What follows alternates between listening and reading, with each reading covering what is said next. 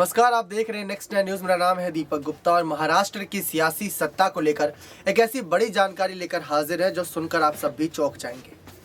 आपको याद होगा, उद्धव ठाकरे ने एक शर्त रखी थी देवेंद्र फडणवीस के सामने कि महाराष्ट्र का मुख्यमंत्री तो एक शिव सैनिक ही बनेगा। शिंदे ने वो शर्त पूरी करी। आप देखिए कैसे शिंदे ने वो शर्त ऐसे पूरी करी कि उन्होंने बगावत करी, शिवसेना का चुनाव चिन्ह अपने तरफ लाने की कोशिश करी और उसके बाद महाराष्ट्र के मुख्यमंत्री पद जब ऑफर करा देवेंद्र फडणवीस ने, तो शिंदे ने मना नहीं किया। शिंदे ने आगे आकर उस चुनौती को स्वीकार करा और मुख्यमंत्री पद हासिल करा, शपथ ली और उसके बाद चर्चाओं में रहे। 2022 में सबसे ज़्यादा चर्चित चेहरों की जो लिस्ट रहती है टॉप 10, उसमें उनका भी नाम था। अब बात आती है कि कैसे देवेंद्र फडणवीस को शिंदे सीएम पद दे सकते हैं, उसके पीछे की वजह क्या है। दरअसल मुख्यमंत्री हैं एकनाथ शिंदे, लेकिन उनके ऊपर कई सारे इल्ज़ामात महाविकास आघाड़ी सरकार के नेता लगा ही रहे हैं और साथ ही साथ अगर देखी जाए तो कुछ ऐसी अड़चने हैं जो बागी विधायक ही शिंदे के लिए यहाँ पर क्रिएट कर रहे हैं। तो मुख्यमंत्री के तौर पर शिंदे के लिए सारी चुनौती बहुत मुश्किल होती जा रही है। संजय सिरसाट का एक बयान सामने आया जो कि बागी विधायक के नेताओं में से एक हैं। उन्होंने कहा कि दूसरा कैबिनेट विस्तार जल्द होगा और अब करना ही पड़ेगा कैबिनेट विस्तार, क्योंकि विधायकों को ये लग रहा है कि मुख्यमंत्री तो बन गए शिंदे, हमको क्या मिला, हमने बगावत करी, हमने भी सरकार बनाई, हमको क्या मिला। ऐसा अंदरूनी तौर पर रिपोर्ट सामने आ रही है। लेकिन यही सब शंकाएं दूर करने के लिए देवेंद्र फडणवीस ने जिस तरीके से बड़ा दिल दिखाते हुए मुख्यमंत्री पद शिंदे को सौंपा था और खुद डिप्टी की शपथ ली और शिंदे के साथ चल रहे हैं। जब भी कोई जरूरत पड़ती है शिंदे को तो उनके साथ खड़े नजर आते हैं। शिंदे शारीरिक और मानसिक तौर पर अपने आप को मजबूत रखे हुए हैं सीएम पद के लिए। वो हमेशा ही यहाँ पर अपने आप को दिखाते नजर आए, चाहे रात के 2 बजे की बात कर ले या सुबह 4 बजे की बात कर ले, जनता के लिए वो तत्पर खड़े नजर आए ताकि जनता की सेवा में कोई कमी ना छूटे। लेकिन बात आ रही है कि क्यों यहाँ पर शिंदे सीएम पद अपना देवेंद्र फडणवीस को दे सकते हैं। यहाँ पर कुछ वजह निकलकर सामने आई जिसके लिए हमने खास रिपोर्ट तैयार करी है। देखिए आप हमारी वो खास रिपोर्ट जिससे आपको ज्यादा जानकारी मिलेगी।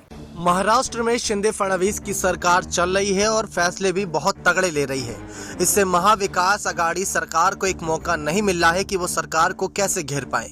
वैसे तो उन्होंने मोर्चा भी निकाला, तमाम रैलियां भी करी, तमाम प्रेस कॉन्फ्रेंस भी करी, लेकिन उनका नतीजा कुछ भी सामने नहीं आया। लेकिन सवाल आता है कि क्या शिंदे का सीएम पद खतरे पे है, क्योंकि यहाँ पर उद्धव ठाकरे के गुट और साथ ही साथ शरद पवार के नेता भी शिंदे के सीएम पद पर नजरें गड़ाए बैठे हैं कि किसी भी हाल में उनसे ये पद छीना जाए।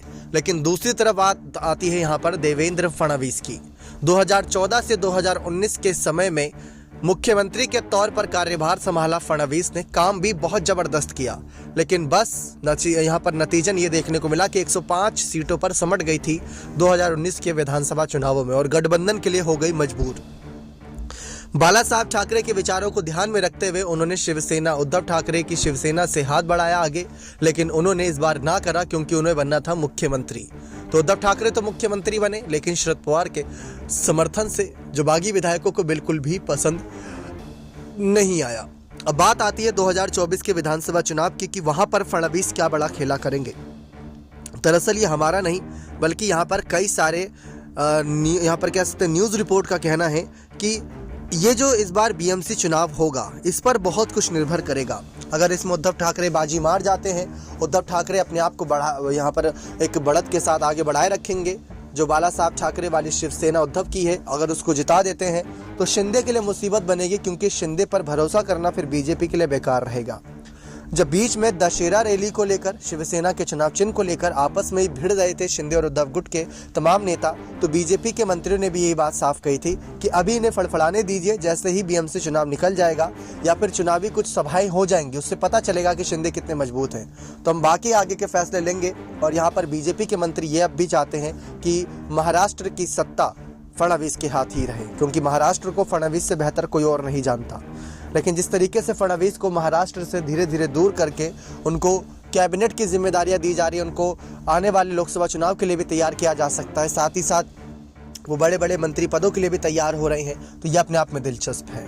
लेकिन आगे की जानकारी देते चले तो यहाँ पर ये भी बातें सामने आती रही कि शिंदे की शिवसेना का इस्तेमाल सिर्फ बीएमसी चुनाव तक रहेगा। उसके बाद 2019 का जो चुनाव था उसको ध्यान में रखते हुए शिंदे के साथ साथ तमाम शिवसेना विधायकों को, तमाम जितने भी थे उस वक्त, क्योंकि ऐसा नहीं था कि इन विधायकों के सामने कोई शर्त फडणवीस ने ला रखी हो, सभी के सामने खुला ऑफर था 2019 में, लेकिन किसी ने भी उस वक्त फडणवीस का साथ नहीं दिया था। उनकी सरकार गिराई थी और सत्ता बनाई थी उद्धव ठाकरे ने, जिसको लेकर आज भी ये कहा जाता है कि उद्धव ठाकरे को जमीनी स्तर पर एक्सपीरियंस कितना है, कुछ भी नहीं। ये बात आज भी कई विधायक कहते हैं। तो इसी लिहाज, इसी दर्जे पर फडणवीस दोबारा सीएम बनने लायक बनते हैं। और ये भी कहा जा रहा है कि 2024 के चुनाव को ध्यान में रखते वक्त यहाँ पर फडणवीस को दोबारा आगे किया जा सकता है, क्योंकि हो सकता है शिंदे को यहाँ पर कई बड़े झटके कोर्ट की तरफ से, चुनाव आयोग की तरफ से या फिर इनके विधायकों की ही तरफ से लगते नजर आए, क्योंकि बार बार ये नहीं चाहेंगे यहाँ पर कि शिंदे के गुट आपस में भिड़ते रहें, शिंदे के मंत्री ही यहाँ पर आगे आते रहें बड़े पदों के लिए।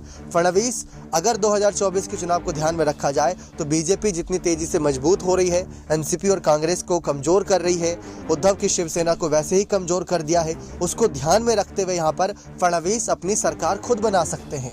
इतना वो दमखम दिखा सकते हैं कि 10 से 12 निर्दलीय विधायक बीजेपी का समर्थन करते हैं, ना कि शिंदे का। और साथ ही साथ जो शिंदे के विधायक हैं, संजय राउत ने यह भी कहा था कि आने वाले वक्त में ये सब बीजेपी में शामिल हो जाएंगे, और अगर ऐसा होता है तो बीजेपी वैसे ही मजबूत हो जाएगी।